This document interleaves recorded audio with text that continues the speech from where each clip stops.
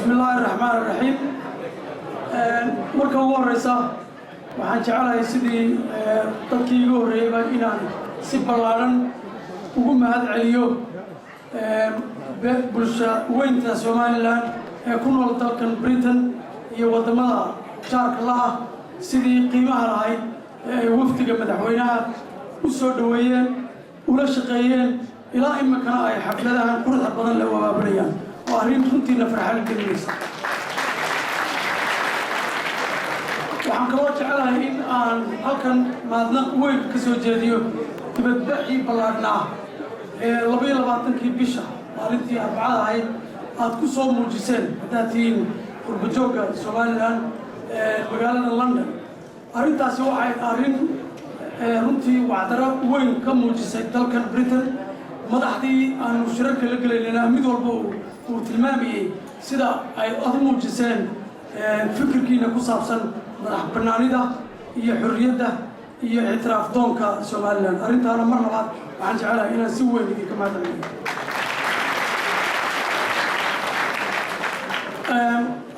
khudbadu way nagu badnaayeen madaxweynuhuna wuu iga dambeeyaa oo shirka inoo soo garaaridi doona anigu ku dheeraan maayo hadalka.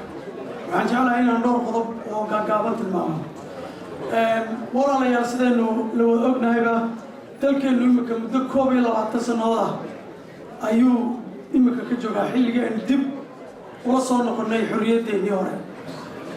21 sannadoodba dalka waxbaa u kordhayay,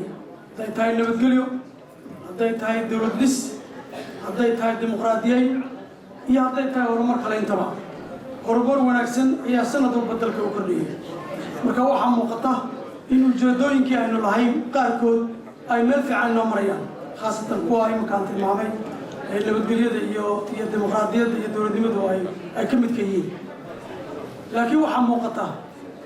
in aynaan weli ku guulaysan ujeeddo ka mid ah ujeedooyinkiinnii waaweynaa ee qaranku u taagnaa oo ah in xorriyaddeennu ay ictiraaf buuxa oo siyaasadeed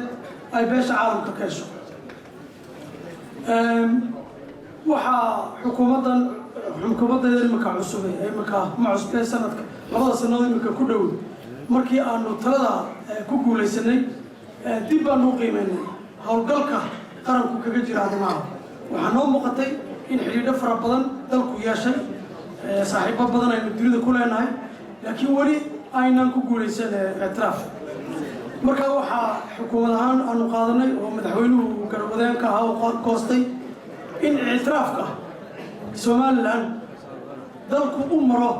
dariiq kasta oo suuragal ah oo sharafta iyo karaamada qaranka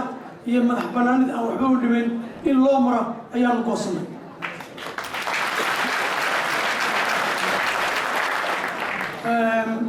arrintaasi berigii hore markii aanu bilownay arrimaha tuurtuur fara badan baa nagu dhacay. waa kii imika guddoomiyaha Faysal ee ucud saaxiibkay uu ka hadlayay waxay ahayd tuurtuur xagga siyaasaddu ma aha arrin ku saabsaneyd in qarannimada wax la yeelayo ama la fogeynayo midnimadii dalka ma aha. nasiib wanaag waxaa imika aan aad ugu faraxsanahay saaxiibada siyaasadda gaar ahaan asxaabta mucaaradkana aan jecelahay halkan inaan ixtiraam iyo mahadnaq iyo bogaadinba uga soo jeediyo fikirka buuxa ee aanu maanta qaran ahaan haddaanu nahay xukuumad iyo haddaanu nahay xisbiyada mucaaradka iyo golayaasha qaranka intuba aanu ka midaysannahay in siyaasadda aanu jeexnay ee madaxweynaha Somaliland uu jeexay ee aanu dalka ku hogaaminayna xagga siyaasadda dibadda inaanu taageero qaran iyo hiil qaranba ku haysano. aad iyo aad baan ugu faraxsanahay caawa aniga farxadayda.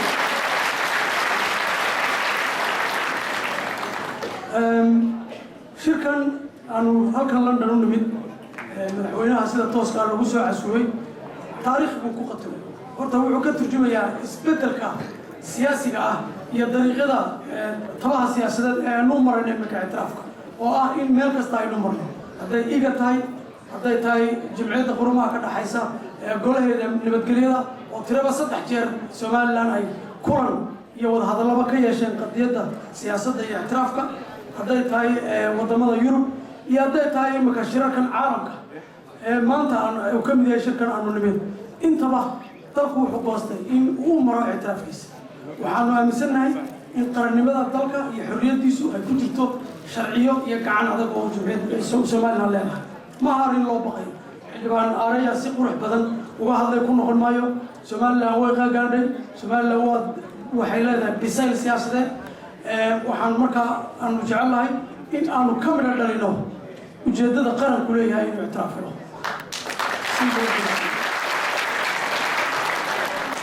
shirkan maanta aanu nimid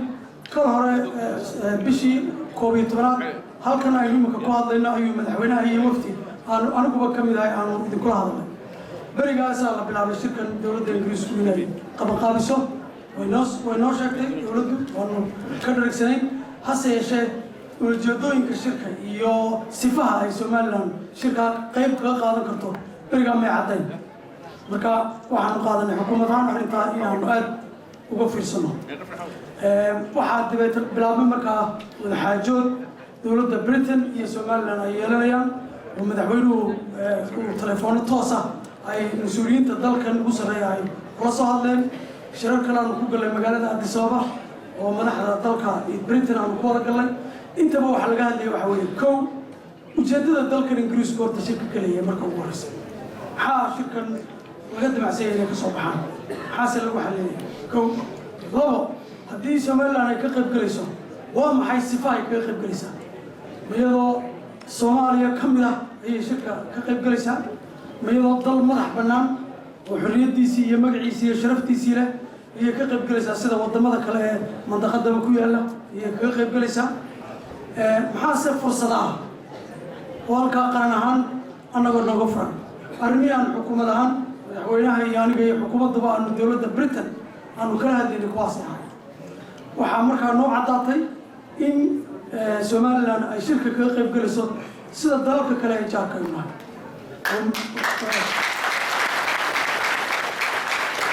arrintaasi arrin markhaati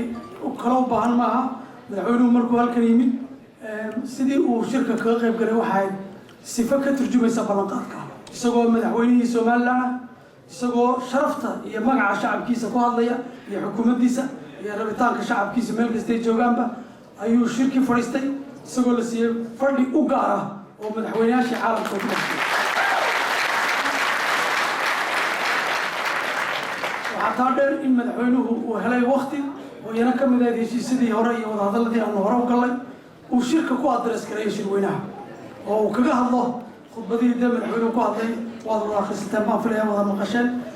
nuxurkeedu marka lasoo koobo uu ahaa waxa ay dadka reer Soomaaliland doonayaan iyo wixii ay dhisteen 22 sannadood jiray ay nabadgelyo tahay hadday siyaasad tahay hadday tahay sharciyad qaran oo kala haga howlaha qaranka iyo himilada qaran ay leeyihiin ay doonayaan inay ka mid noqdaan beesha caalamka iyagoo dal madax bannaan arrintaasi madaxweynaha wuxuu gaarsiiyey ilaa 50 dal in ka badan oo ay runtii ku jiraan dalalka dunida imika ugu awoodda roon leh xagga siyaasadda iyo nabadgelyada marka laga hadlayo waxaan u aragnaa arrintaasi inay ahayd fursad aan dalka hore u soo marin fursad loo baahnaa in jamhuuriyadda Soomaaliland ay beri hore u hesho laakiin caalamku marka hore runtii aanu sidaa ugu furfurayn Soomaaliland iyo go'aan qaadashada xagga xukuumadda Soomaaliland iyo siyaasaddan aanu ka hadlayno oo aanu bixinay anagu af Ingiriisida engagement policy markii xukuumaddan cusub ay dhalatay oo micnaheedu yahay in aanu dunida la falgalno in Soomaaliland aan loo baqin oo Soomaaliland idinka ilaashanaya qarankeedii baa ilaashanaya waxaa ilaashanaya xukuumaddeeda qarankeeda laakiin waxaan u aragnay in mas-uuliyad xukuumadeed laga saaran tahay in aanu dariiqyo cusub dalka u furno oo lagaga doodo beesha caalamkana loo gaarsiiyo waxa ay dalkani iyo ummaddiisu doonayso waxaan aad ugu faraxsanahay inaan ka mid ahay tiimka madaxweyne Axmed Maxamed Silaanyo oo hogaamiye rugcadaa oo taqaanaan dunida aad looga yaqaano siyaasaddii uu jeexay ee ahayd inuu ka midho dhaliyo na aan filayo maanta sidii raggii ugu horreeyay ay ka hadlayaan meel aanay weligeed soo gaadhin ay maanta marayso shirkan arrimaha aan isleeyahay way uga soo baxeen dalka marka nuxurkiisa lasoo koobo waxaa ugu horeeya in taariikhda markii ugu horreysay madaxweyne ka socda Soomaaliland in uu stageka caalamka fadhiisto iyadoo madaxweyne kale Soomaaliya ولي سياسة هان أن نسكال الله نسلم فديه ما هارين هرود على ما هارين فضوط سيكون على تلك بريت ورقة ما نقينا ريتها يستحق لها كل وعايز كتبي عن قادة مدحوينها يتهاجرها أن مكاهي إنه أصحاب تقرنك ده معارض هاي يا ده تورط كلام عصوبة هي طبعا كلها شقرنك وأنه أنت لا تشبهها يبرشة السماء لما أنه خير لي وعكوا شركة كسب حي إن أي لما تي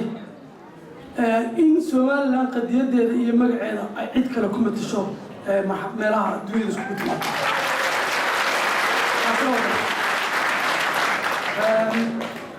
waxaan markii ugu horeysay intii shirkani socday aanan u arkay waxyaabo aanan runtii hore u filayn dhici karto in madaxweynayaasha caalamka hadday shir tahay iyo hadday tahay munaasabad casho sharaf iyo arrimo kaleba in loola dhaqmayay hogaamiye dal madax bannaan oo dimuqraadi arrintaas waa arrin ka cadhaysiin karta dad kale وأنا بحن إن سومالان دفاعه وأنا بحن إن ميديا وحكرت سومالان باي سوين أسرع له ونكسر قطلان أنا بحن إن لكبريو الله هرمري وحكوا شركة صباحي إن دولة إنجليز أي قصتي إن حفيز كفرته سومالان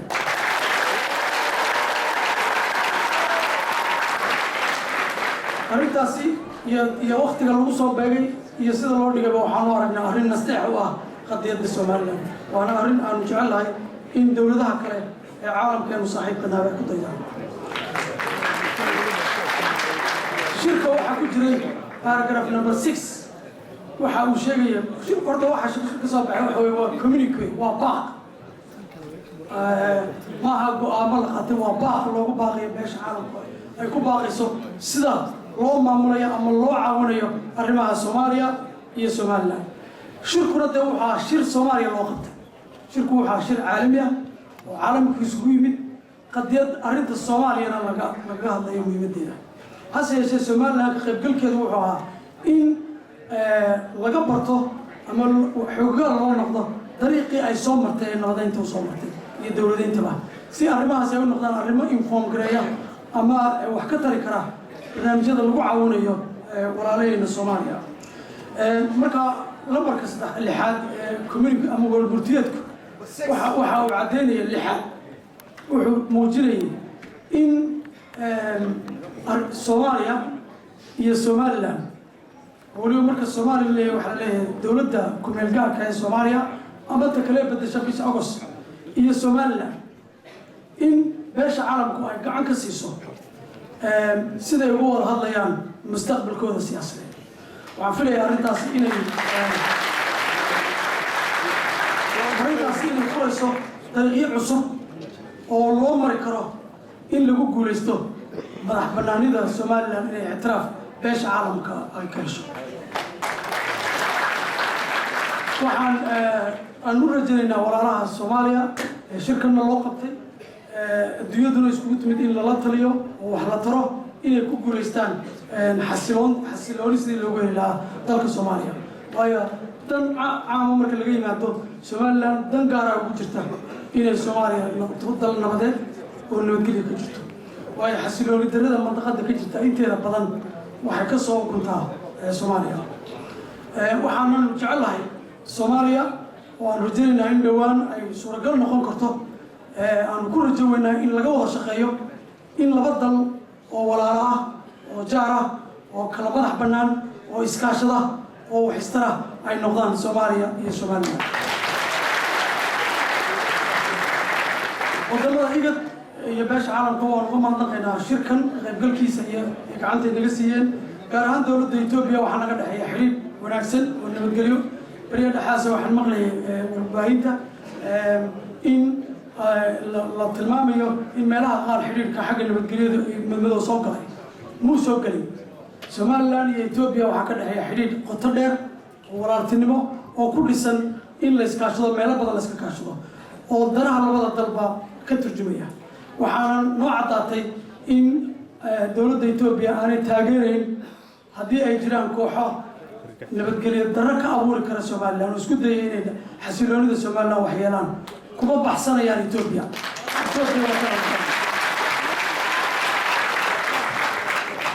aad iyo aad baan idinka mahadcelinayaa waxaan jecelahay in aan mikrofoonka ku soo dhaweeyo madaxweynaha jamhuuriyadda Soomaaliland